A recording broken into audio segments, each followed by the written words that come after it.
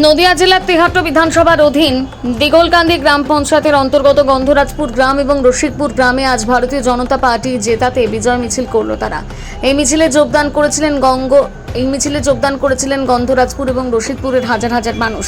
মিছিলে উপস্থিত ছিলেন গন্ধরাজপুর গ্রামের বিজেপি পার্টির কার্যকর্তা এবং তেহাট্ট মণ্ডল 1-এর ব্লক সভাপতি রাজু মণ্ডল এবং যুব সভাপতি পরিমল দাস। রাজু মণ্ডল সংবাদ মাধ্যমের সামনে কি বলেছেন শোনাবো।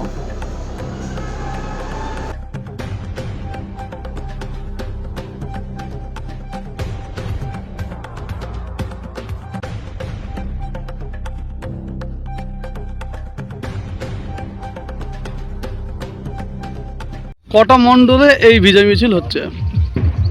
কটা মণ্ডলে? হ্যাঁ, বিজয় মিছিল হচ্ছে। কটা মণ্ডলের? কত বুথ হচ্ছে মণ্ডলের? আমাদের এখানে তো গন্ধরাজপুরে হচ্ছে, আর ওদিকে রসিকপুর, খানপুর, আর আমাদের ওদিকে নারায়ণপুর 2-এও হচ্ছে, 2-এ টুপলাতে হচ্ছে। এই যে কেন্দ্রে বিজেপি সরকার এবং রাজ্যে বিজেপি সরকার 15 বছর পরে এই স্বাধীনতা পেল বলে মনে করেন রাজ্যবাসী? অবশ্যই।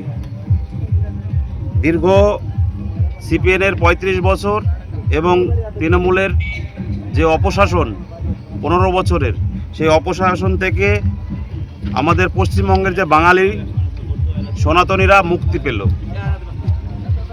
এই যে 15 বছর যে তৃণমূলের যে অত্যাচার এবং তৃণমূলের যে অপশাসন এবং সেই সঙ্গে যে বেকারত্ব, আগামী দিনে এই বেকারত্ব কি দূরকরণ হবে বলে মনে করেন? অবশ্যই আমাদের সরকারের প্রচেষ্টা,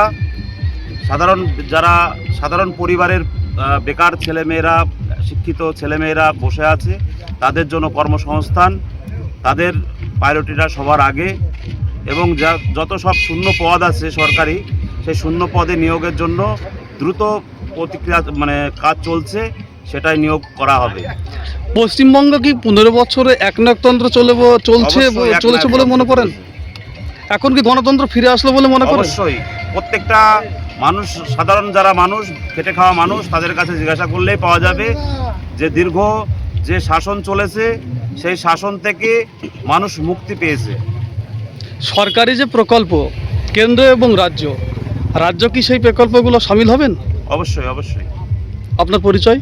আমি তেহট্ট মণ্ডল 1-এর সভাপতি রাজু মণ্ডল।